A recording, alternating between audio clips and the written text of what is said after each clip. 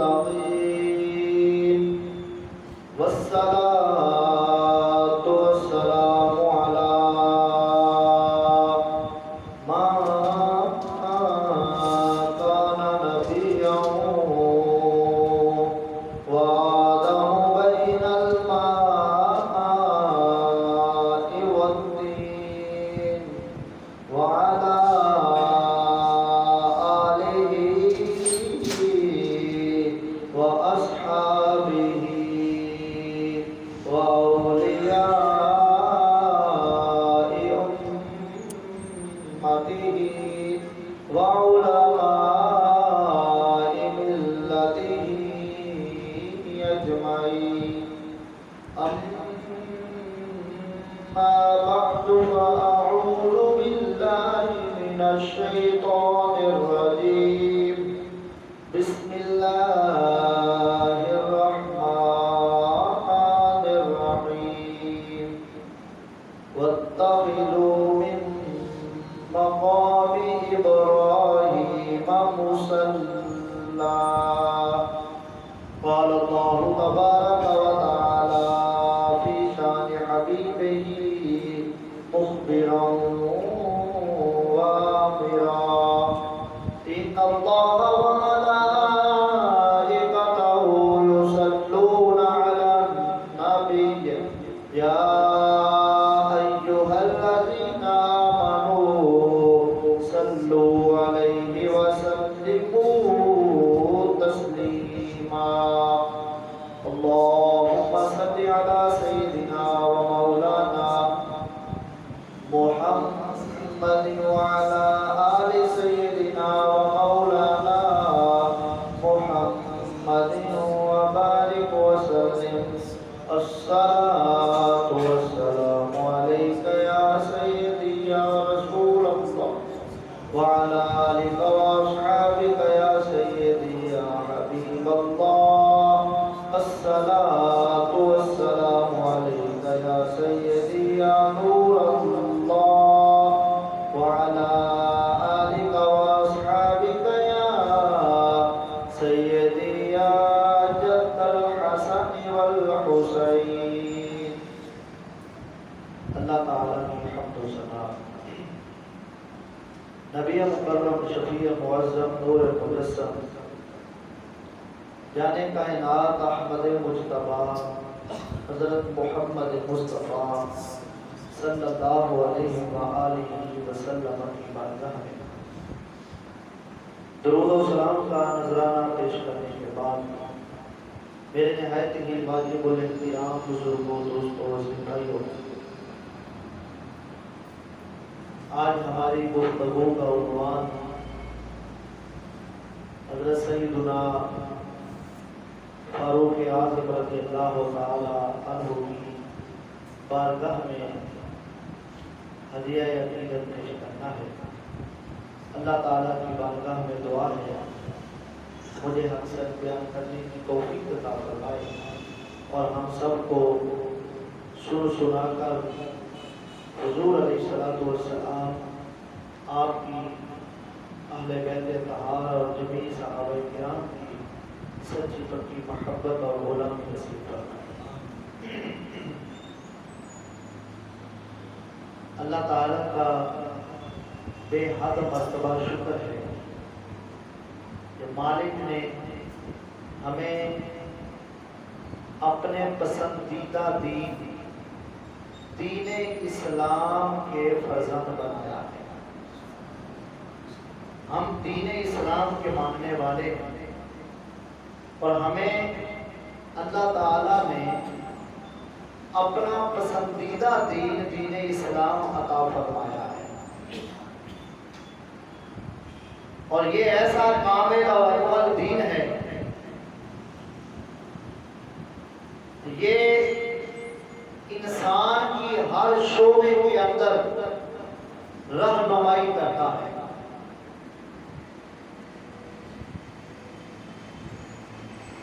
اس دین کی اکملیت، کاملیت اور جامعیت اگر دیکھنی ہو تو پھر اس طرف غور کہ یہ دین ہمیں یہ بھی بتاتا ہے تم نے کھانا کیا ہے، اور یہ بھی بتاتا ہے کہ کس طرح کھانا ہے، پینا کیا ہے اور کس طرح پینا ہے، اور پھر جب کھا پی لیا ہے تو پھر کیا کرنا ہے، اس کے بارے میں بھی رہنمائی کرتا ہے۔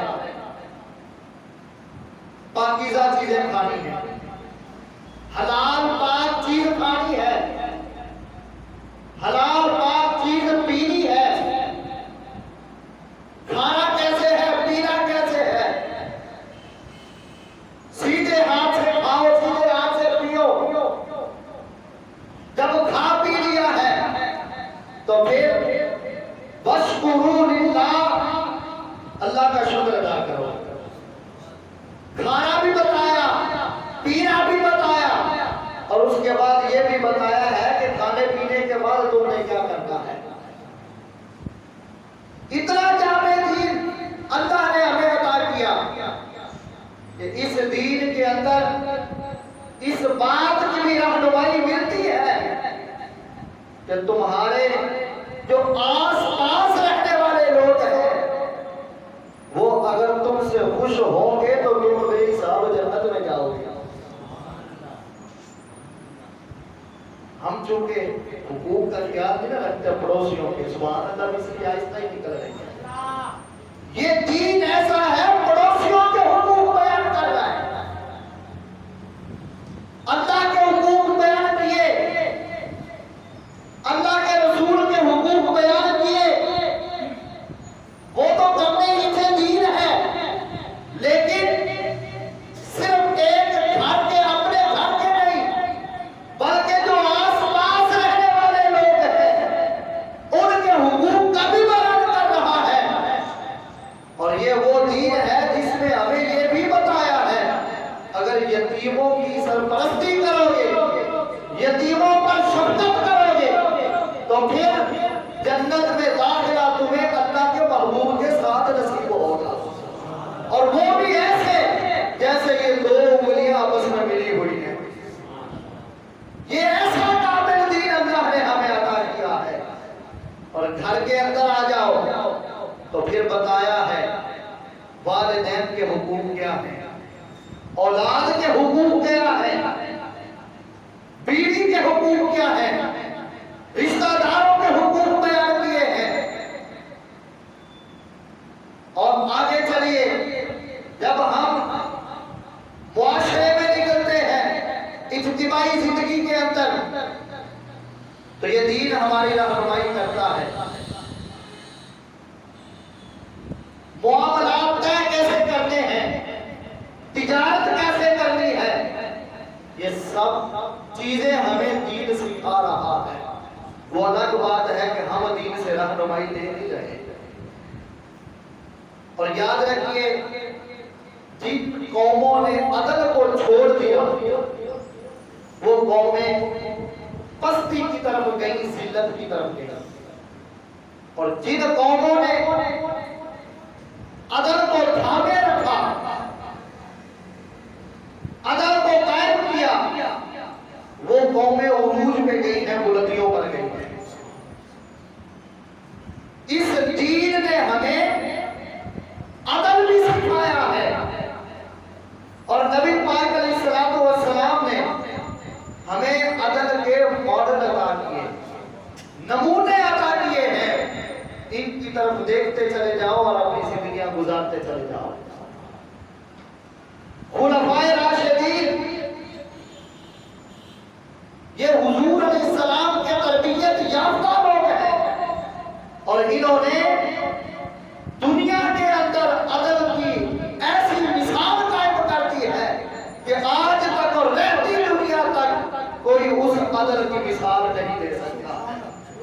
خلفائے راشدین نے ایسا عدل کیا ہے، اور ان میں نمایاں کردار حضرت سیدنا فاروق اعظم رضی اللہ تعالیٰ عنہ کا ہے۔ صرف عدل سکھایا نہیں بلکہ عدل کرنے والے لوگ ہوئے ہیں، ان کو دیکھو اور اپنی زندگیاں گزارتے چلے جاؤ۔ تو یہ ایسا دین اللہ تعالیٰ نے ہمیں عطا کیا ہے.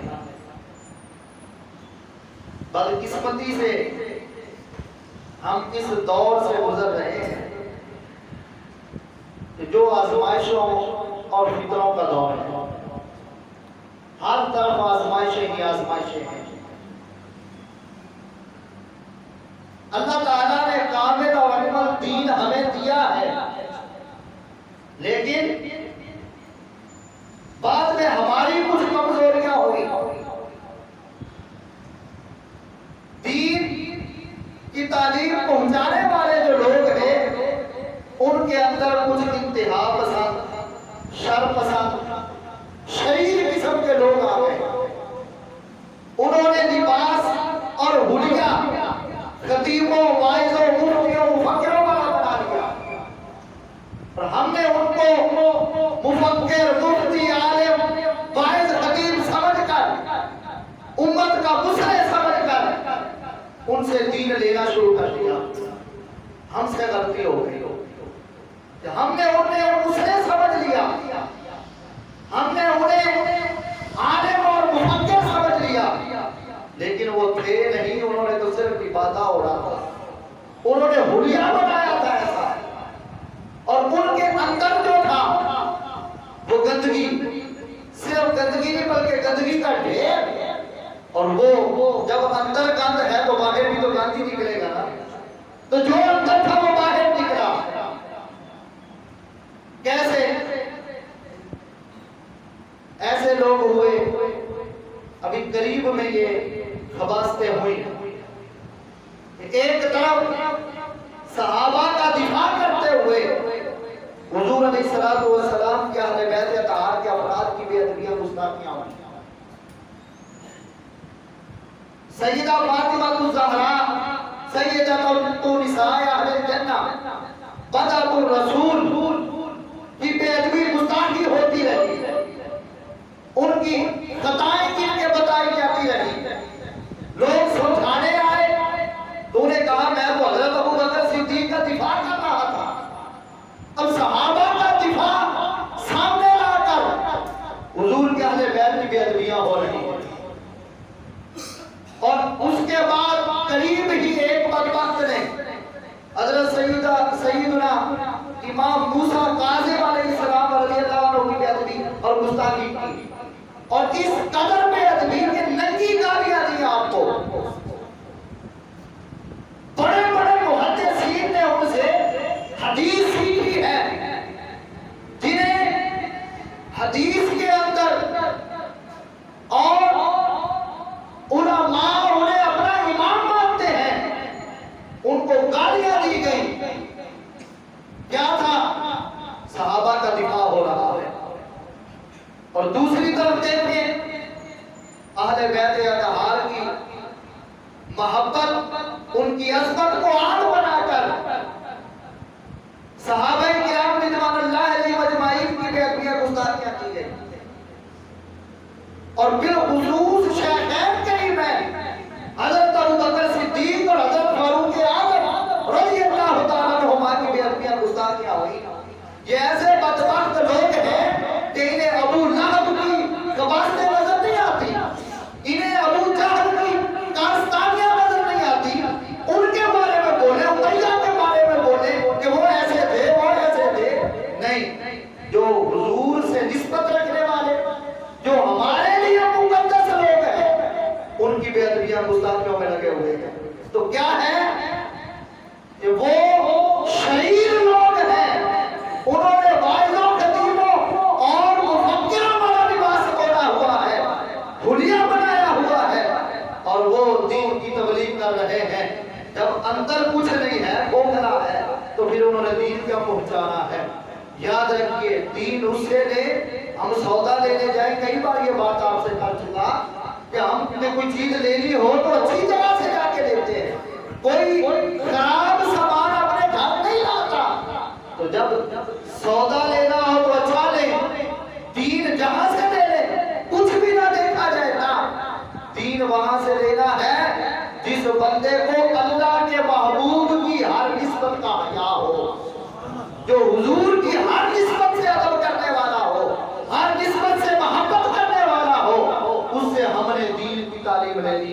اس سے ہم نے دین کو سیکھنا ہے۔ چند جمعے پہلے، 1 ماہ یا 1.5 ماہ پہلے، میں حضرت سیدنا داؤد علیہ السلام اور حضرت سیدنا حضرت سلیمان علیہ السلام کا تذکرہ کر رہا تھا، تو میں نے ایک بات کی تھی، جب ان کا فیصلہ میں نے ذکر کیا، دونوں نے فیصلہ بیان کیا اپنا، دونوں کا الگ الگ ہے، لیکن یہ نہیں کہہ سکتے کہ ایک کا غلط ہے دوسرے کا صحیح ہے، نہیں۔ کیا کہیں گے؟ ہم ہیں ادب والے، حضرت داؤد علیہ السلام کا بھی ادب لازم ہے، حضرت سلیمان علیہ السلام کا بھی ادب لازم ہے۔ کیا کہیں گے؟ وہ بھی صحیح ہے، وہ بھی صحیح ہے، لیکن ایک صحیح ہے دوسرا زیادہ صحیح ہے۔ اب دونوں کا ادب ہو گیا، یہ ہے ادب کا انداز۔ اور ہمارے بزرگوں نے ہمیں ادب سکھایا ہے۔ جس بندے کے پاس ادب نہیں ہے، سمجھ لو کہ وہ دین صحیح طریقے سے تم تک نہیں پہنچا رہا۔ تو جب ان لوگوں کو سمجھایا گیا کہ جناب یہ سیدہ پاک کی گستاخی ہو رہی ہے، تو وہ صحابہ کے دفاع کی بات کرنے لگے۔ پھر بات یہاں رکی نہیں، یہ بات آگے چلی۔ انہوں نے اور ان کے جو حوالی اور حمایتی تھے، انہوں نے بھی شیخین کریمین حضرت ابوبکر صدیق، حضرت فاروق اعظم رضی اللہ تعالیٰ عنہما کی بھی ان کی خطائیں گنوانا شروع کی کہ یہ دیکھو انہوں نے بھی غلطیاں کی ہیں معاذ اللہ۔ پھر یہ سلسلہ یہاں نہیں رکا، آگے چلا، نبیوں کی انہوں نے خطائیں گنوانا شروع کر دی۔ دیکھو یہ نبی سے خطا ہو گئی، اس نبی سے غلطی ہو گئی، قرآن میں ہے اس طرح خطا ہو گئی۔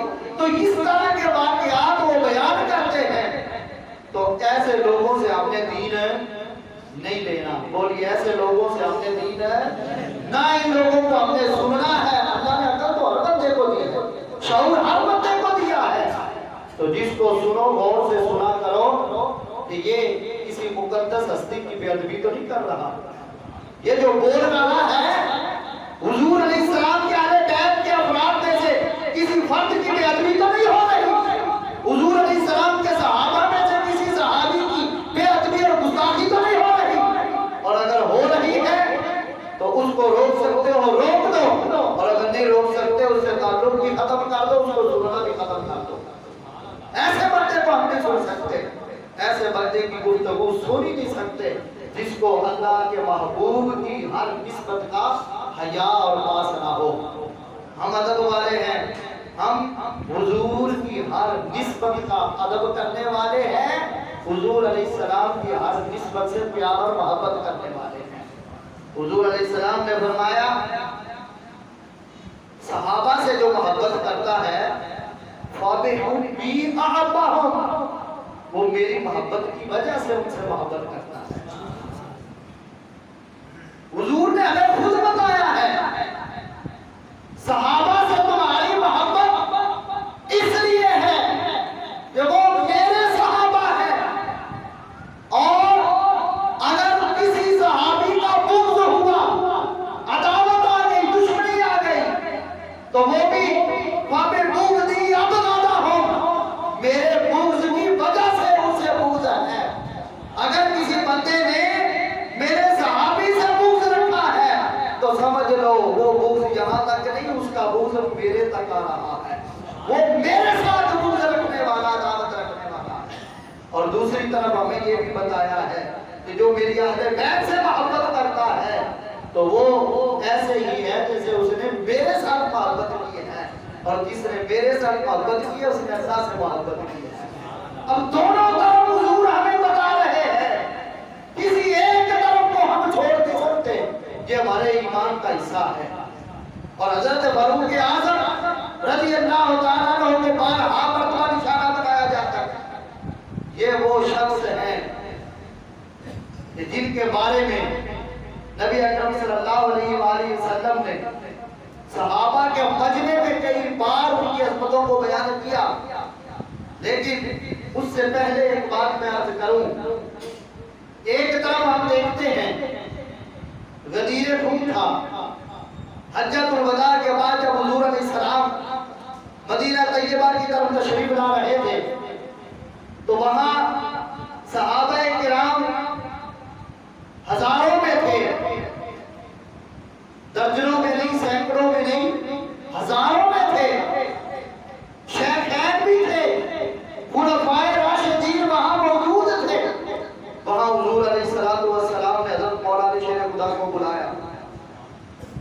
اور بلا کر آپ کا ہاتھ پکڑ کر بلند کیا اور فرمایا جس کا میں مولا ہوں اس کا علی مولا ہے۔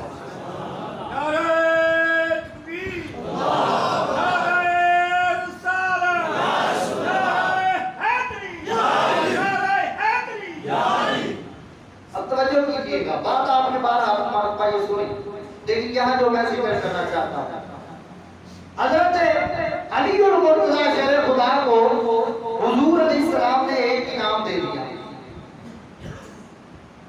جس کا میں مولا ہوں اس کا علی مولا ہے۔ اب حضرت علی کو یہ انعام حضور علیہ السلام نے وہاں دیا، سب سے پہلے کسی نے مبارکباد دی حضرت مولا علی کو مولا بننے پر۔ وہ کوئی اور نہ تھا، وہ وہی شخص تھا کہ جو اسلام لائے تو جبریل امین آ گئے اور آ کر عرض کرنے لگے آقا ذرا آسمان پہ تو دیکھیے۔ حضور نے فرمایا جبریل کیا دکھانا چاہتے ہو؟ تو جبریل عرض کرتے ہیں آقا آپ یہاں خوشی کر رہے ہیں، زمین والے خوشیاں منا رہے ہیں، ذرا آسمان پہ دیکھیں، آسمان کے فرشتے بھی خوشیاں کر رہے ہیں، وہاں بھی فرشتے ایک دوسرے کو مبارک دے رہے ہیں۔ یہ وہ شخص ہے جس کے ایمان لانے پر فرشتے بھی خوشیاں مناتے ہیں اور ایک دوسرے کو مبارک دیتے ہیں۔ اور کون ہے وہ؟ جسے عمر فاروق کہا جاتا ہے۔ یہ کھڑے ہوئے، انہوں نے اب مبارک دی مولا علی کو۔ اب یہاں یہ بات سمجھیے، مبارک کون دیتا ہے؟ کبھی دشمن نے مبارک دی ہے؟ مبارک وہ دیتا ہے جسے اپنے عزیز، اپنے دوست، اپنے بھائی کی پر انعام کی خوشی ہوئی ہو۔ دوست آ کر مبارک دے گا، رشتہ دار مبارک دے گا، جس کو اس سے محبت ہے، جس کو خوشی ہوئی ہے کہ اس پر یہ انعام ہو گیا ہے، وہ آ کر مبارک دے گا۔ مولا علی شیر خدا کو مبارک فاروق اعظم نے سب سے پہلے دی ہے، اور آپ نے فرمایا علی تجھے مبارک ہو، تو میرا بھی مولا ہے، سارے ایمان والوں کا بھی مولا ہے۔ فاروق اعظم رضی اللہ تعالیٰ عنہ نے، اب یہاں ایسا تو نہیں ہو سکتا کہ وہ حضور علیہ السلام کی موجودگی میں اپنے شاید نمبر بنا رہے ہوں، اندر کچھ اور ہو اور اوپر سے حضور کی نظر میں اپنا مقام زیادہ بڑھانے کے لیے وہ شاید کہہ رہے ہوں کہ نہیں علی کو مبارک دیتا ہوں، حضور خوش ہو جائیں گے، میرے اور زیادہ نمبر بن جائیں گے۔ ایسی بات نہیں۔ عمر وہ ہے جس کا ظاہر باطن ایک ہے، جو اندر ہے وہی باہر ہے، جو باہر ہے وہی اندر ہے۔ یہ عمر کا خاصہ ہے۔ پوچھو گے کیسے؟ حضور علیہ السلام ایک مرتبہ حضرت فاروق اعظم کو ساتھ ہاتھ پکڑ کے لے جا رہے تھے۔ آپ علیہ السلام نے فرمایا عمر ہم سے پیار کیا کرتے ہو؟ تو حضرت فاروق اعظم نے عرض کیا آقا اپنی ذات کے علاوہ باقی ہر شے سے بڑھ کر آپ سے پیار کرتا ہوں۔ اب یہاں سمجھیے کہ جو اندر تھا وہی باہر آیا، جو باطن میں تھا وہی ظاہر ہوا۔ کسی سے اپنی زیادہ محبت کا اظہار کرنا ہو تو بندہ کہتا ہے مجھے ہر چیز سے زیادہ تجھ سے پیار ہے۔ حضرت عمر فاروق نے اپنی ذات کی نفی کی اور عرض کیا آقا اپنی ذات کے علاوہ باقی ہر شے سے بڑھ کر آپ سے پیار ہے۔ سیدھا کہہ سکتے تھے نا کہ آقا مجھے ہر چیز سے بڑھ کے آپ سے پیار ہے، لیکن یہ نہیں کہا۔ جو تھا جیسا پیار تھا اور جیسی اہمیت تھی ویسی بیان کر دی، اور اس کے بعد جو نے فرمایا ابھی تو تیرا ایمان مکمل نہیں ہوا۔ تو حضرت فاروق اعظم کے دل میں پہلے محبت اتنی ہی تھی، جب حضور نے بیان فرما دیا کہ تیرا ایمان کامل تب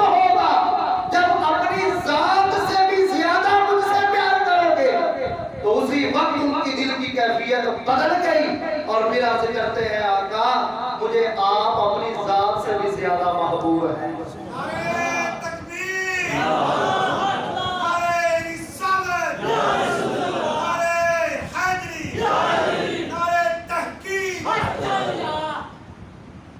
تو یہ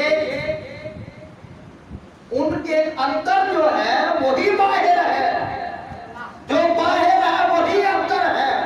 یہ عمر کا خاصہ ہے کہ عمر ظاہر باطن میں ایک ہے. تو مولا علی کو جو آپ نے مبارکباد دی ہے یہ خوش ہو کر دی ہے، محبت سے دی ہے، جوش میں آ گئے کہ میرے بھائی علی کو اللہ نے اپنے محبوب کے ذریعے اتنا بڑا انعام دے دیا، تو کیوں نہ ہو کہ میں سب سے پہلا وہ شخص بن جاؤں جس نے اس بڑے انعام میں اپنے بھائی کو مبارکباد پیش کی ہے. اور دوسری طرف جب ہم دیکھتے ہیں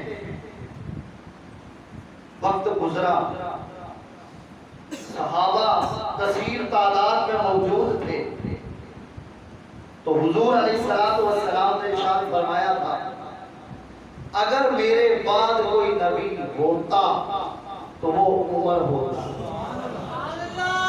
اب یہ عظمت تو ہے لیکن یہ بڑی گہرائی والی بات ہے. میرے بعد اگر کوئی نبی ہوتا، حضور کو تو پتا ہے میرے بعد کوئی نبی نہیں ہے، لیکن حضور یہ عمر کا مقام بتا رہے ہیں. عمر وہ شخص ہے جس کے اندر نبوت والی ساری صلاحیتیں ہیں، جس کے اندر نبی ہونے والی ساری قوانین موجود ہیں، لیکن اللہ تعالیٰ نے آخری نبی تو مجھے بنایا ہے، میرے پاس کوئی نبی نہیں آئے گا نیا. اگر کوئی ہوتا تو وہ عمر ہوتا. تو عمر اتنا عظمت والا انسان ہے جس کے اندر نبوت والی ساری صلاحیتیں پائی جاتی ہیں. اور حضور علیہ السلام تو بعد والے زمانے کو دیکھ رہے تھے نگاہ نبوت سے، تو وہ دیکھ کے بتا رہے تھے کیسا وقت آئے گا، ایک آنکھ سے کانا ہوگا اور وہ نبوت کا اعلان کرے گا. تو لوگ دیکھ لیں جب عمر جیسا عظیم انسان نبی نہیں ہو سکتا، نہ اس نے نبی ہونے کا دعویٰ کیا، نہ اس کو صحابہ نے نبی مانا، نہ وہ نبی بنا، تو اتنا عظیم انسان جب نبی نہیں ہو سکتا تو جو عیب والا ہے وہ نبی کیسے ہو سکتا ہے. تو حضور علیہ السلام نے یہ ہمیں ان کی عظمت بتائی ہے کہ عمر وہ شخص ہے اگر نبوت چلتی رہتی تو میرے بعد کسی نے نبی بننا تھا وہ عمر ہوتا. تو حضور علیہ السلام ان کی عظمتیں اس طرح بیان کریں تو پھر اگر کوئی ان کی بے ادبی کرے، کوئی گستاخی کرے تو وہ بدبخت ہے اور اپنی آخرت کو خراب کر رہا ہے. ہم نے ایسے لوگوں کو بھی نہیں سنا جو صحابہ کی بے ادبی گستاخیاں کرنے والے ہیں. حضور علیہ السلام نے اپنے اس غلام کو بے شمار عظمتیں اور شان عطا فرمائی ہیں. اور ایک وہ مقام تھا کہ جب حضور علیہ السلام کی طبیعت ناساز ہے، بخار ہے شدید،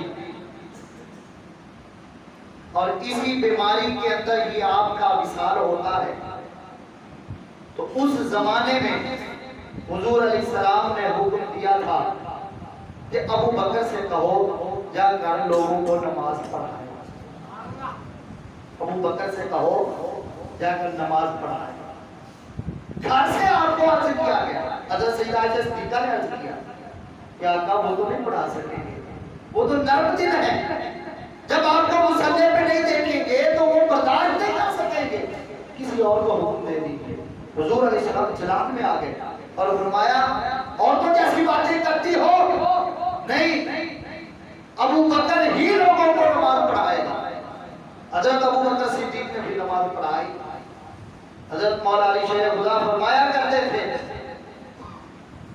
کہ ہم نے حضور علیہ السلام کے اس فیصلے کو سامنے رکھا کہ کہ جس شخص کو ہمارے آقا نے ہماری نمازوں کا امام بنا دیا ہے تو پھر ہم نے اس شخص کو اپنے دنیاوی معاملات میں بھی امام بنا لیا. یہ نماز کے اندر امام بنانا کوئی معمولی بات تو نہیں تھی نا. اس پر قیاس کیا حضرت مولا علی شیر خدا نے اور فرمایا کہ حضور نے مصلی کا امام اس کو بنایا ہے تو ہم نے اس سے سمجھ لیا کہ یہی ہمارے دنیاوی معاملات میں بھی امام بننے کا حقدار ہے تو ہم نے اس کو اپنا امام بنا دیا. تو حضور علیہ السلام مختلف مواقع پر ان لوگوں کو عظمتیں اور شانیں عطا فرما رہے ہیں اور عظمتیں اور شانیں دے کر امت کو بتا رہے ہیں یہ سارے عظمت والے ہیں اور یہ میرے صحابہ ہیں میرے گھر والے ہیں. ان کا ادب و احترام کرتے رہو گے تو پھر تم کامیابی کی طرف ہو, تم ہدایت پر ہو. اور اگر کہیں سے بھی کمی ہو گئی, کہیں سے بھی بے ادبی یا گستاخی ہو گئی تو پھر اپنے ایمان کی خیر بناؤ. تو ہم صحابہ کے بھی غلام ہیں.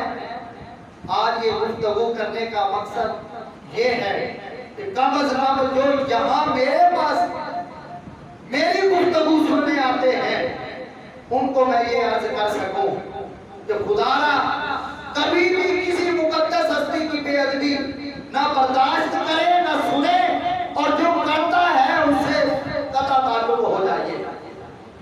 اس کو بتائیے اور اگر نہیں بتا سکتے تو کم از کم اس کو سننا ختم کر دیجیے.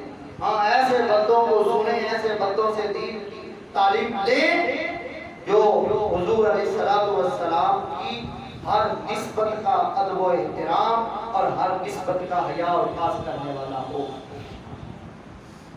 ہم مدینہ شریف کی مٹی کا بھی ادب کرتے ہیں اور اعزاز سمجھتے ہیں کہ وہ ہمارے پاس رہے. کیوں؟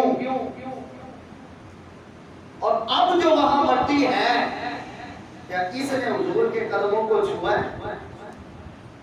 بتائیے گا. نہیں چھوا, لیکن اس مٹی کو اس شہر سے نسبت ہے اور اس شہر کو حضور کی قبر انور سے نسبت ہے. حضور کی قبر انور کو حضور سے نسبت ہے.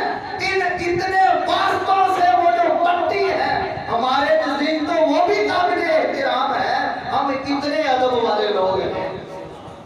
اب آپ کو پتا چلا ہوگا کہ یہاں سے اس پلیٹ فارم سے آپ کو حضور اور حضور کی اہل بیت اور حضور کے صحابہ کا کتنا ادب بتایا جاتا ہے. ہم اتنے ادب والے لوگ ہیں اور جہاں ذرا سی بھی کمی پائی جائے گی ہمارا اس سے کوئی تعلق نہیں ہے. ہم اس کو چھوڑ دیں گے, اس سے دور ہو جائیں گے. کیوں؟ اس لیے کہ ہم جس سے بھی پیار کرتے ہیں, جس کو بھی مانتے ہیں, ہم حضور علیہ السلام کی وجہ سے حضور کی نسبت سے ادب بھی کرتے ہیں اور حضور کی نسبت سے ہی ہم اس کو مانتے ہیں. حضرت فاروق اعظم رضی اللہ تعالیٰ عنہ کی بے شمار عظمتوں میں ایک عظمت یہ بھی تھی کہ حضرت فاروق اعظم رضی اللہ تعالیٰ عنہ حضور کی بارگاہ میں کچھ عرض کرتے اللہ تعالیٰ کا وہی حکم ہو جاتا. ادھر عرض کیا ہے اور ادھر حکم وہی آ جاتا. شراب کے بارے میں آپ نے عرض کیا کہ آقا یہ تو عقل کو ڈھانپ لیتی ہے, عبادت نہیں صحیح طریقے سے ہو سکتی, اس کو حرام ہو جانا چاہیے. اللہ تعالیٰ نے شراب کو مکمل حرام کر دیا. عرض کیا آقا آپ کے گھر میں اشارے دیا آپ کے پاس ملنے کے لیے ملاقات کے لیے طرح طرح کے لوگ آتے ہیں, بوڑھے ہوتے ہیں, جوان ہوتے ہیں اور پھر دور دراز علاقوں سے آتے ہیں. تو آپ کے گھر والوں کو پردہ کرنا چاہیے. اللہ تبارک و تعالی نے پردے کا حکم نازل فرما دیا. ایک دن خانہ کعبہ کے پاس عرض کرنے لگے آقا یہ جو مقام ابراہیم ہے وہ پتھر جس میں حضرت ابراہیم علیہ السلام کھڑے ہو کر خانہ کعبہ کی تعمیر کر رہے تھے, اس پتھر کو مقام ابراہیم کو نماز پڑھنے کی جگہ